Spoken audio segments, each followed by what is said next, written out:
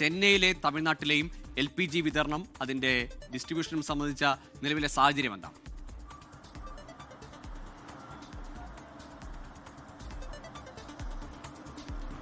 ഗോകുൽ, ബംഗളൂരുവിലും അതുപോലെ തന്നെ മുംബൈയിൽ നിന്നുമൊക്കെ നൽകിയ വിവരങ്ങൾ തന്നെയാണ് തമിഴ്നാട്ടിലും. സമാനമായ രീതിയിലുള്ള വലിയ പ്രതിസന്ധി തന്നെയാണ് തമിഴ്നാട്ടിലും തുടരുന്നത്. അപ്പോൾ അല്പസമയം മുമ്പ് അടയാർ ആനന്ദഭവൻ A2B എന്ന് പറയുന്ന വലിയ ഹോട്ടൽ ശൃംഖല, ഏകദേശം 100-ലധികം ഔട്ട്ലെറ്റുകളുള്ള ഒരു ഹോട്ടൽ ശൃംഖലയാണ്. അവർ പോലും പറയുന്നത് 2 ദിവസം പരമാവധി പിടിച്ചു നിൽക്കാൻ സാധിക്കും. അല്ല, അത് കഴിയുമ്പോഴേക്കും എല്ലാ ഔട്ട്ലെറ്റുകളും അടച്ചിടേണ്ട ഒരു നിലയിലേക്ക് കാര്യങ്ങൾ എത്തുമെന്നുള്ള അത്രയധികം പ്രതിസന്ധി നിലവിലുണ്ട്.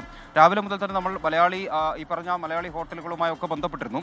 അവർ ചില ആളുകൾക്ക് ഉച്ചയോടുകൂടി 1-2 സിലിണ്ടറുകൾ ലഭിച്ചിട്ടുണ്ട്. നമ്മളിപ്പോൾ ഉള്ളത് ചെന്നൈ മൗണ്ട് റോഡിലുള്ള വിഴിഞ്ഞം ചിക്കൻ എന്ന് പറയുന്ന ഒരു സംവിധാനത്തിൽ ഒരു കടയിലാണ്, ഹോട്ടലിലാണ്.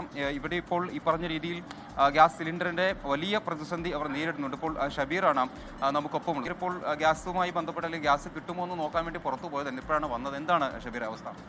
കിട്ടാനില്ല, ഗ്യാസ് എവിടെയും കിട്ടാനില്ല. ഇന്നലെ മുതൽ അന്വേഷിച്ചുകൊണ്ടിരിക്കുകയാണ്. സ്റ്റോക്ക് തീർന്നു. നാളെ മുതൽ ഷോപ്പ് ക്ലോസ് ആണ്. വേറെ ഓപ്ഷനില്ല. അപ്പം നാളെ തൊട്ട് ഷോപ്പ് അടച്ചിടുക എന്നുള്ളതാണ്. കുറേ അന്വേഷിച്ചു നോക്കി, മറ്റേ ബ്ലാക്കിലും ഒരു കിട്ടാനില്ല. സാധാരണ നിലയിൽ നമുക്ക് ഇങ്ങനെ ഒരു ക്രൈസിസ് ഇതുവരെ ഉണ്ടായിട്ടില്ല. ഇതുവരെ ഇങ്ങനെ ഒരു സംഭവം ആദ്യമായിട്ടാണ് ഒരു സംഭവം. യുദ്ധം കാരണമായിരിക്കാം, അറിയില്ല. ഇനിയിപ്പോൾ എന്ത് ചെയ്യണമെന്ന് അറിയില്ല. സ്റ്റാഫ് വേറെ ഓപ്ഷൻ.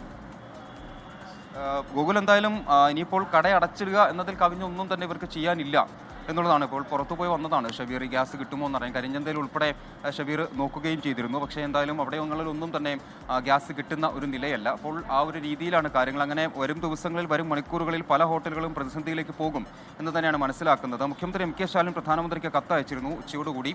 അതായത് ഈ പ്രശ്നത്തിൽ വളരെ വേഗത്തിൽ ഇടപെടണമെന്നും സാധാരണക്കാരെയും അതുപോലെ തന്നെ വ്യവസായത്തെയും ഒന്നും ബാധിക്കാത്ത തരത്തിൽ ഈ കാര്യങ്ങളിലൊരു പരിഹാരം അല്ലെങ്കിൽ മറ്റൊരു മാർഗം ഇതുമായി ബന്ധപ്പെട്ട് പ്രശ്നം പരിഹരിക്കാൻ കണ്ടെത്തണമെന്നും ഒക്കെ എന്തായാലും ആവശ്യപ്പെടുകയും ചെയ്തിരുന്നു. മാത്രമല്ല നാളെ ഹോട്ടൽ ആൻഡ് റെസ്റ്റോറൻറ്റ് അസോസിയേഷൻ്റെയും ആളുകളുമായി, ഭാരവാഹികളുമായി മുഖ്യമന്ത്രിയും ചർച്ച നടത്തുകയും ചെയ്യുന്നുണ്ട്. എങ്ങനെ ഈ ഒരു പ്രതിസന്ധിയെ എങ്ങനെ മറികടക്കാമെന്നത് സംബന്ധിച്ചുള്ള ഒരു ചർച്ചയും എന്തായാലും നാളെ വെച്ചിട്ടുണ്ട്. എന്തായാലും വലിയ രൂക്ഷമായ പ്രതിസന്ധിയിൽ കൂടെ തന്നെയാണ് തമിഴ്നാടും കടന്നു പോകുന്നത്. ഗോകുൽ, ലോകത്തെവിടെയായാലും ഏത് സമയത്തും 24 വാർത്തകളും ഓഗ്മെന്റഡ് റിയാലിറ്റി പാക്കേജുകളും എക്സ്പ്ലെയിനറുകളും വിശദമായി കാണാൻ ഞങ്ങളുടെ YouTube ചാനൽ നിങ്ങൾക്ക് സബ്സ്ക്രൈബ് ചെയ്യാം.